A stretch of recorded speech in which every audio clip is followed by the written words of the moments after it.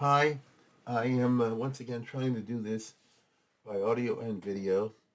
I'm going to see, my team has been bugging me to do this for a while, but today my son gave me some time to try to figure out how to maneuver this YouTube business. We'll see if it's successful. But without any further ado, let's get into this Parshas Vayigash, which is being sponsored very generously last minute by Eitan Ariel Shochman.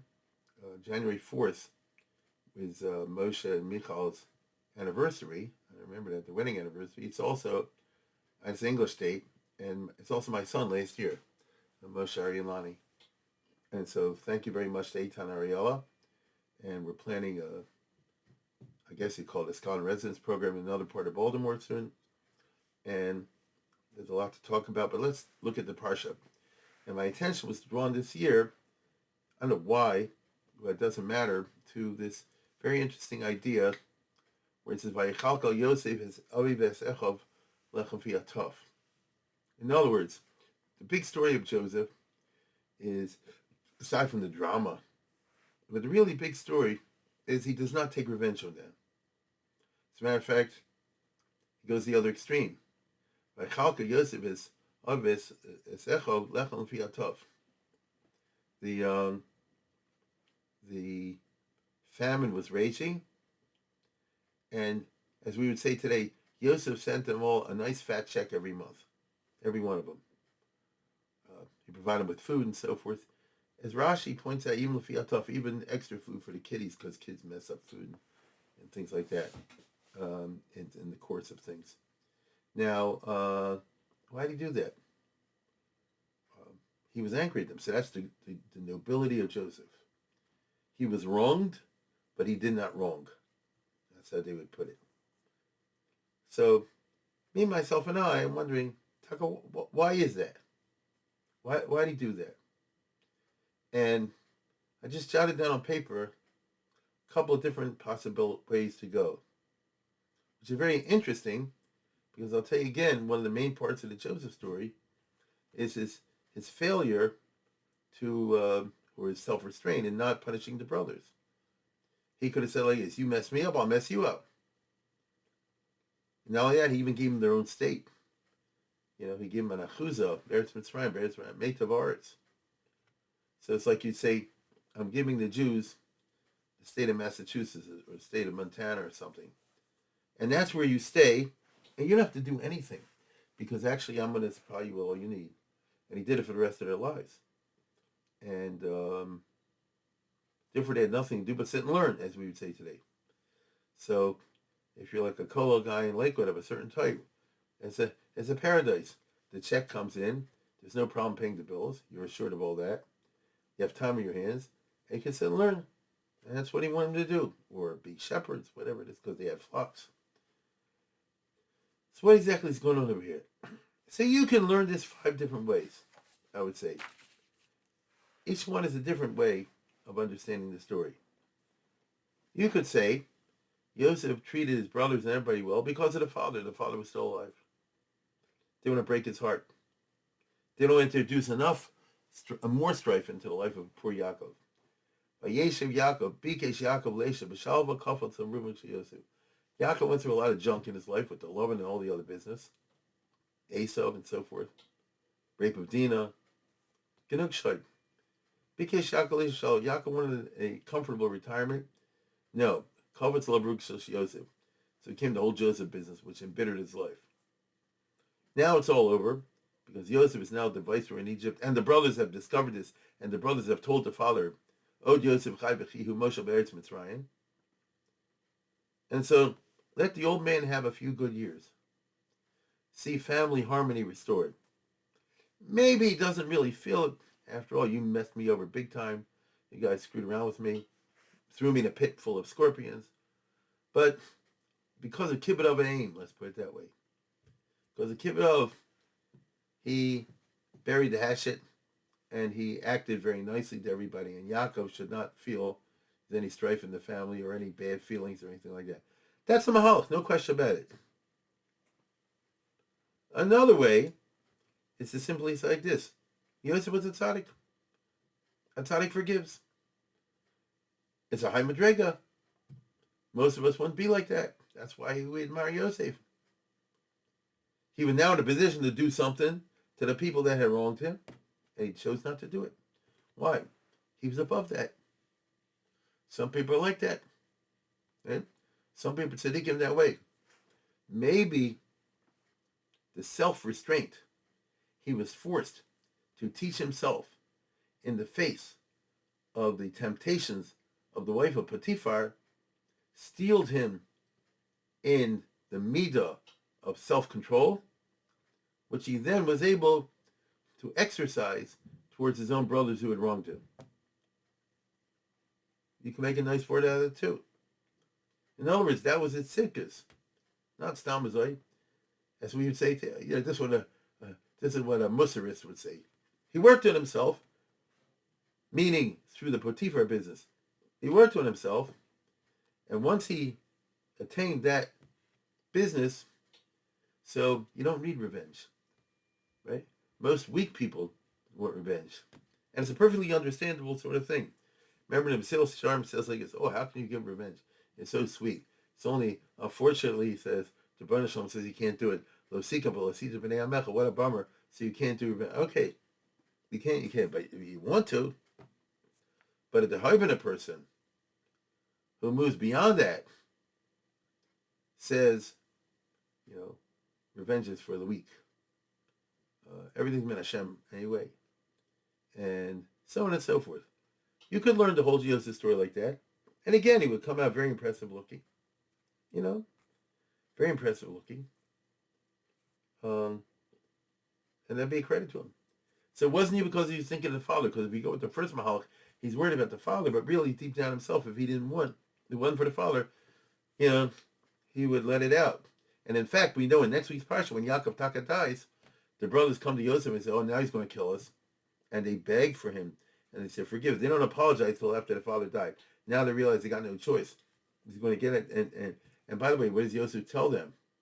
He says, Hasachas Elohim Anochi, am I in the place of God? Meaning, let's put it this way. If you did something wrong to me, you deserve it. God will punish you. I don't have to do it. If you go like Chazal, they say how's it go? 11 people couldn't blow out one candle. Can one person blow out 11 candles? You weren't able to kill me. That's not exactly saying for all is forgiven. Forgive and forget. We love each other and all the rest of it. That's just being pragmatic. Whatever the case. Now, mind you, all these years, Yosef, he was providing him with food. He was sending him a nice check. I mean, a nice check every month. In Baltimore terms, he's sending him a $5,000 check every month. That's not so much.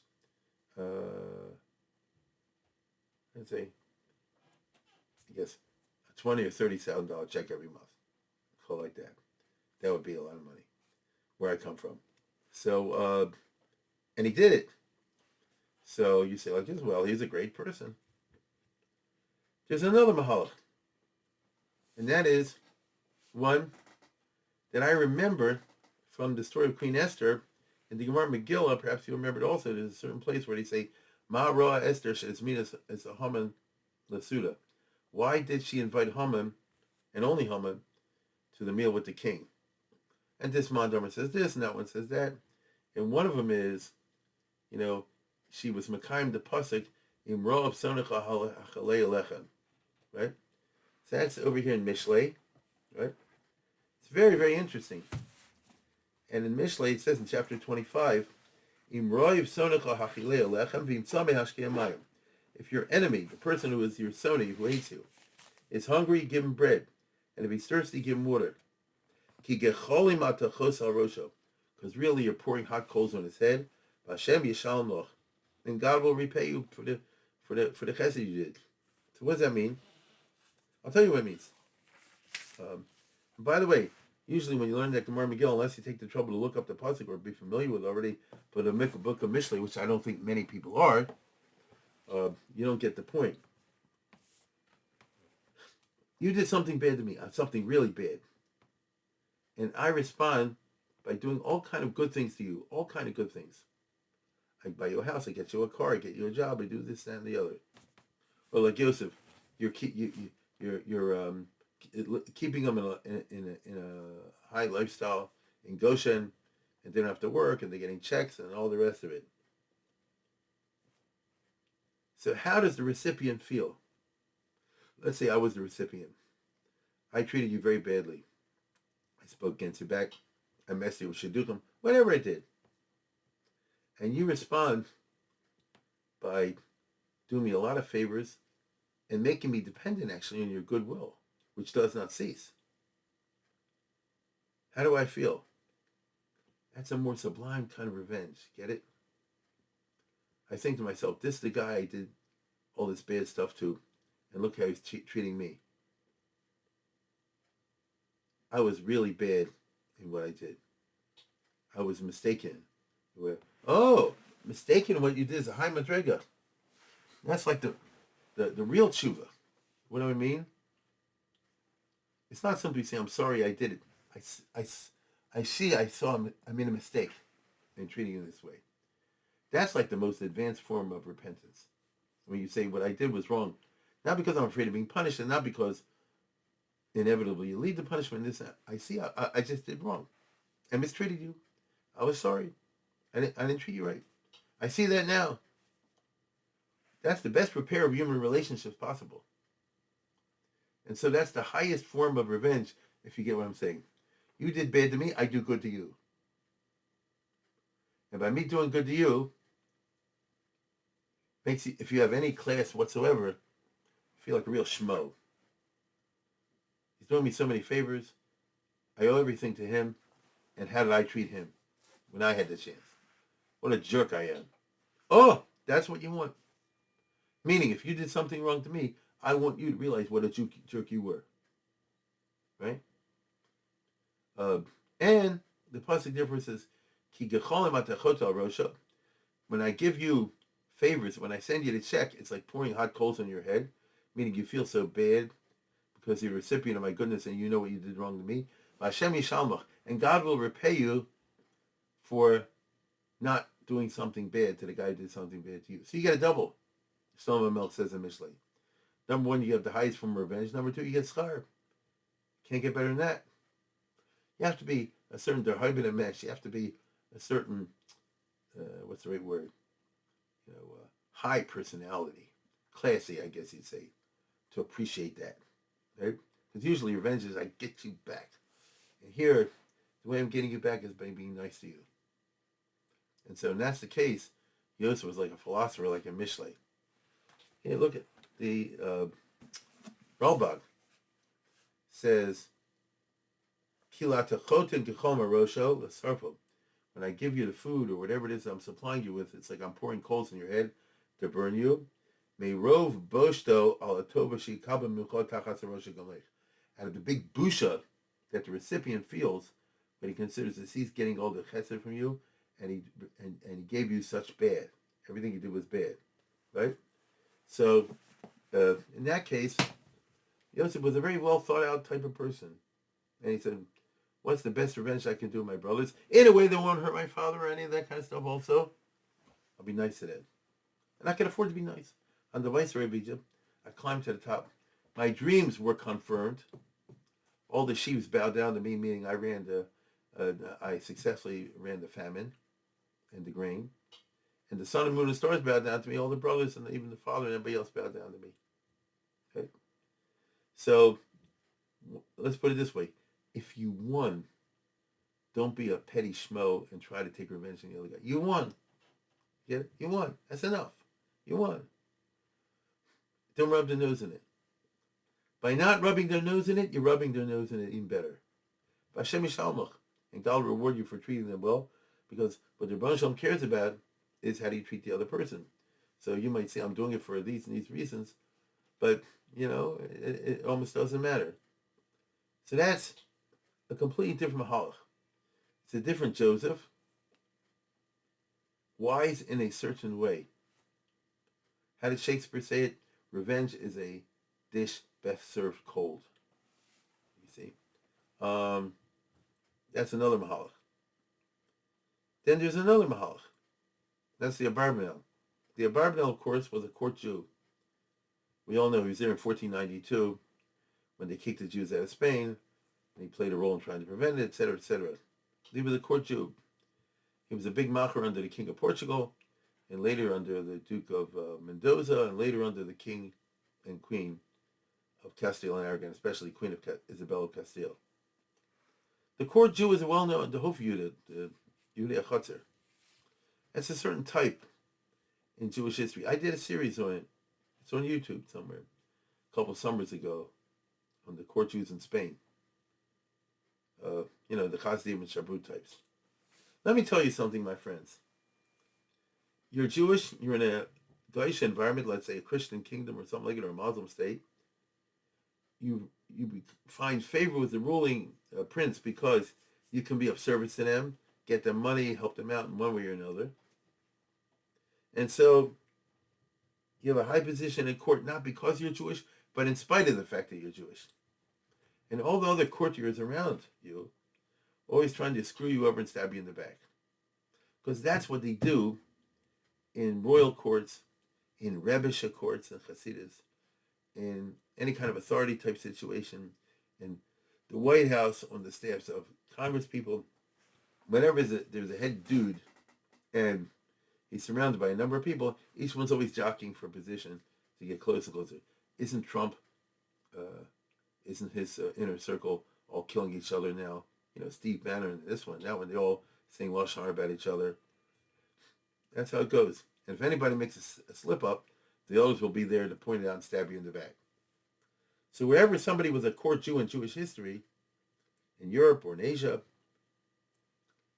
they had to dance on eggs in several respects. First of all, they had to accommodate their master and make sure that the interests of the king are well served, otherwise you're screwed. But second of all, is constant intrigue. And everybody's jockeying for power. And all of your rivals and enemies and those who are jealous of you, and who will not be jealous of a successful Jew at a Goyish court, will always be out to try to get you, and you've got to stay one step ahead of them. You understand? In other words, you always have to be on. You never have a second you can be off, take it easy. Because there's somebody out to get you. And you always have to be able to frustrate them if you want to survive, which is why most court Jews didn't have long lifespans. They weren't court Jews for a very long time because other rivals knocked them out and things like that. And so the Abarbanel is like maybe the most famous of this genre. And it's very interesting because he's putting himself in the place of Joseph. He wasn't a Joseph in the sense he was the prime minister of Spain or something like that. He wasn't. But he moved in high circles. And like Joseph, he served foreign kings. Joseph served Pharaoh, and the Abarbanel served all kind of Catholic monarchs, as you know. And what does he say over here? He was nice to the brothers, and he sent them a check all the time by Chalki, put them all the food, so that they should not be tempted to go out and work for a living, and maybe they'll try to get in with the government too, and they'll be capable people. They'll get close to Pharaoh, and then they'll use their power to somehow mess him over and stab him in the back, which is a Jewish thing. Okay, it's really, like I say, he treated his brothers well, so that they wouldn't form cliques against him. This way, just sit and you're in Lakewood, you're getting a nice check. You're in Yerushalayim, in Bnei Brak. Just sit and learn. You guys say you're from anyway. Sit and learn. You have to worry about the Gashmias. I take care of the Gashmias. And meanwhile, you have nothing to do with Pharaoh. He presented his brothers to Pharaoh very briefly. He told them what to say. They said, Roi Tzon Abadecha, and so forth. And they left, and he never saw Pharaoh again. He brought his father in to give the Pharaoh a blessing, and then he took him out and never saw him again. That's the way I want it. Because I want to be the only Jew at court. I want to be the only Jew at the world court. I have enough trouble trying to keep ahead of all the Egyptians who were trying to mess me over. The head of this and the chief of that. That keeps me fully occupied. I don't have to worry about my own brothers. And would they stab me in the back? Well, didn't they? Listen to Abarbanel. It's really cool. Hine lo hevi Yosef his echov b'mlechas hamelch b'mnoso. Yosef, when his brother showed up, he didn't bring him into the king's service, into the palace. Daniel, when he was serving Nebuchadnezzar, once he rose after interpreting the dream of Nebuchadnezzar, he appointed his three buddies, his three chavrusas, Hananiah, Mishael, Azariah, Shadrach, Meshach, and Abednego, to high positions in the government. Why didn't Yosef do something like that? Okay? Maybe if you want to put a positive spin, Yosef said they prefer being shepherds. They prefer being shepherds to being machers in the Egyptian government. So they liked the life of shepherds and nomads because that's what Abraham and Isaac were, and they saw that's the Jewish mahalach. Abraham says a whole long piece on this in the Yaris Devash, Gabi Sukkah, which he sees as the quintessential Jewish development living space. It's a tent. You put it up, you put it down, like a sukkah, instead of having a bayis and a palace and two gashmistik and all the rest of it. Or, the Barbanel suggests, Shechoshash Shema Ochi B'Yosef Melechas HaMelech Hikanabot. If he gets his brother in, he will not be the only Jew in the place. And they'll be Makana, they'll be jealous of him. And they'll start acting a little more arrogant. See, Yosef was a virtuoso. That's clear. He was a frum Jew, correct? Was it Shomer Shabbos? Yosef Atzadik, we say was it Shomer Shabbos. So how'd you pull it off? That you're always in the Egyptian court, dressed like Egyptian. Remember, the brothers didn't recognize him. Moving around with all the Egyptian machers, attending to the affairs of state, and so on and so forth. Yosef had to learn early on in his experience in Egypt to play it just right, like Goldilocks. Not too big, not too small. Don't be too bossy, don't be too subservient. Have the just right amount of authority. Don't be Mr. Gam Mr. Rare, don't be too bossy, but don't be the other way around also. And he pulled it off. We know he did. That's why he was accepted into the highest ranks, why a pharaoh appointed him prime minister at Tzafnas Paneach instead of Reich. And like I said before, Yosef was too wise ever to push the envelope more than it would bear. Dance on eggs. Who says Reuben, Shimon, Levi, Hudi, Issachar, Zvulun, Dan, Naphtali will be like that? Maybe they'll be like Jewish Jews. Pushy, bossy, grasping, ambitious, throwing themselves, in where they're not wanted. When I was in college, I said this morning, as a student, I was in college, I always tell you, let me be the only frum Jew in the class. I don't want another frum guy in there saying dumb and stupid things and making a Chil Hashem as I interpret it, right?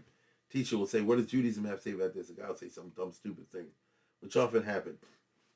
I want to be the only frum Jew there.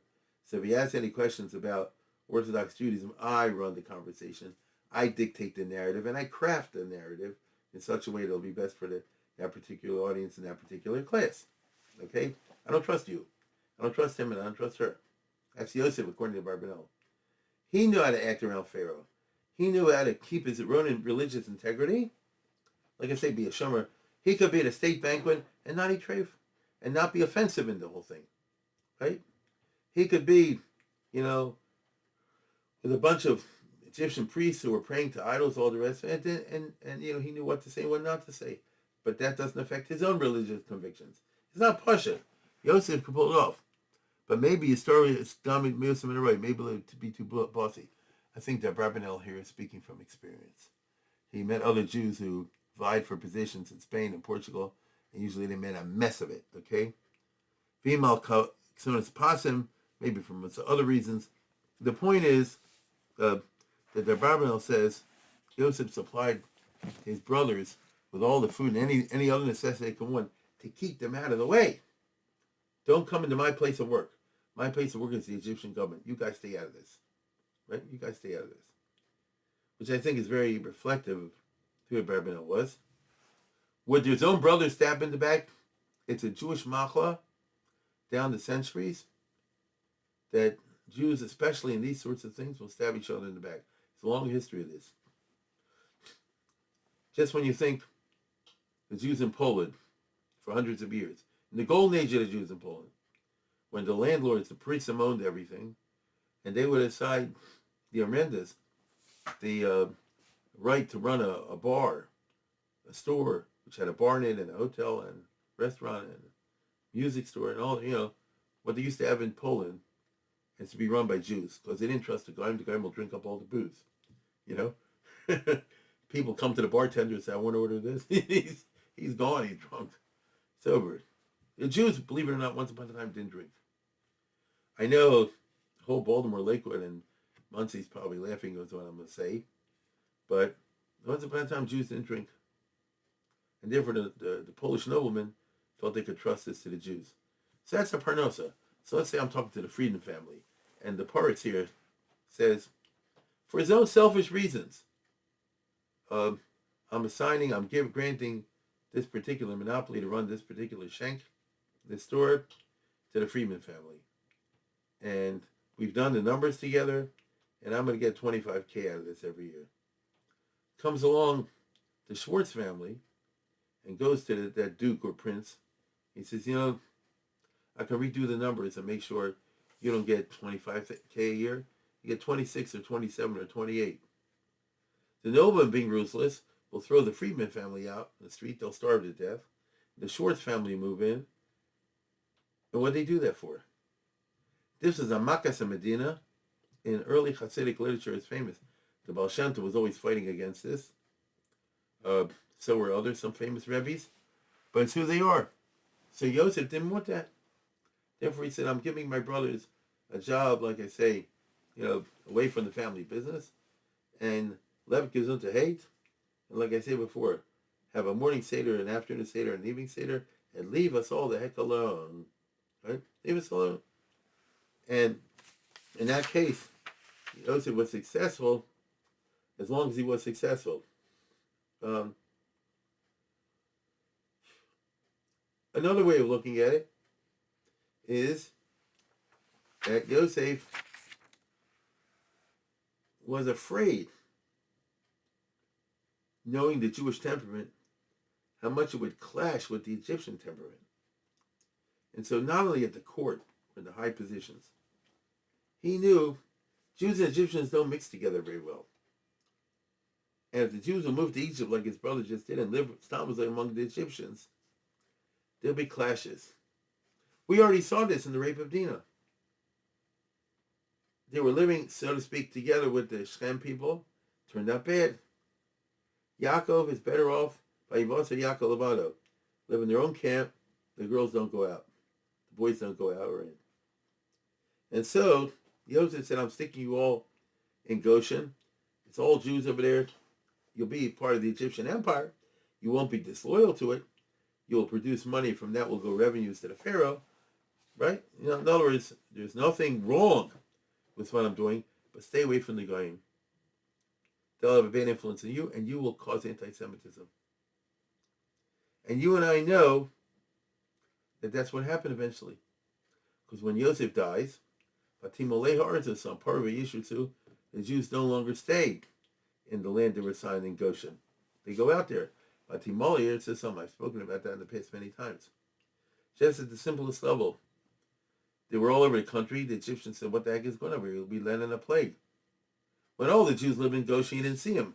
Now you see them everywhere, and they're buying everything up. And it's provoking tremendous resentment, as we see happening in certain states of the United States today. I won't go any farther. And so, by Yichalko Yosef, it's obvious, Lechem Lefi Atov, and that way they'll stay where they stay, they just hang around each other, just tend to sheep all day long, like the Mefarshim always praise, the shepherd concept, and hang around each other, and marry cousins and that sort of thing. And you'll be in Egypt, but you won't be of Egypt. But you'll be for the benefit of Egypt, and everybody should be happy. And so Yosef does this to help prevent the anti-Semitism that he is so well aware of, because even when Yosef was Safas Panech, and even when he was high on the totem pole, the top guy under Pharaoh, Pharaoh said, Biladai, Raka Kisi Egdami Mecha. You're number 2 on the throne. I'm on the throne, you're number 2. Even then, Lo Yuchlo HaMitzrim Lecha Sivrim Lecha. Remember that? In last week's Parsha? They had to eat at a separate table because the Egyptians could not stand to eat at the same table as the Jews. And the Egyptians don't like roe tzon, we're told. And so realizing all this, Yosef says, you move over here and I'll supply you. And don't go and buy from Egyptians and don't do anything. The food will be delivered in special government convoys on the first of the month or every 2 weeks, whatever it is.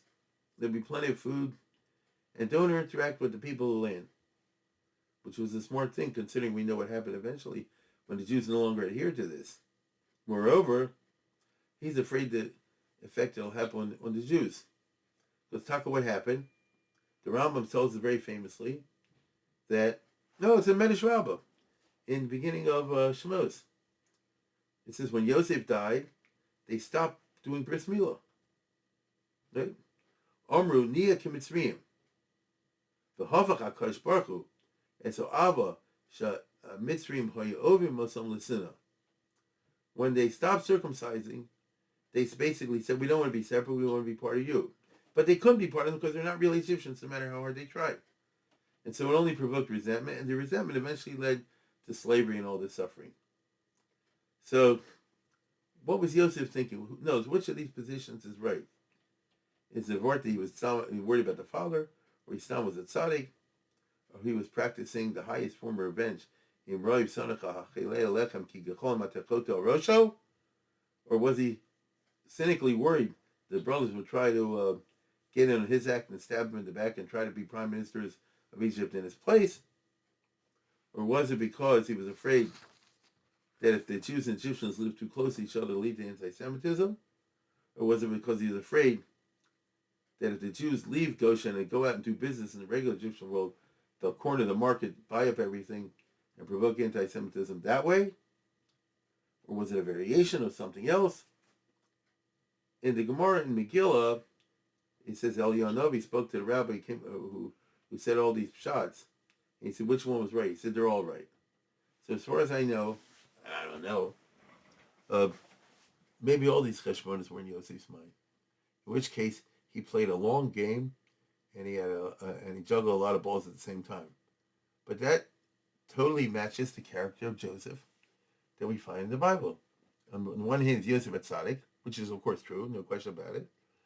And then number two, he was Yosef the chacham. His chachma was not only with the Goyim, his chachma was also with the Jews. That already takes it. We've had many Jews in history who knew how to be court Jews and be chacham with the Goyim.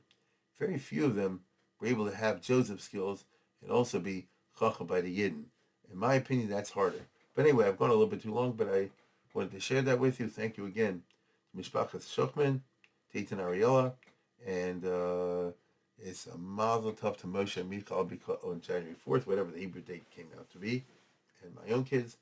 And with that, I thank you. I'm hoping we'll be able to get somebody to sponsor the Haftorah, and then we'll have a clean sweep this week. With that, I wish you a good evening.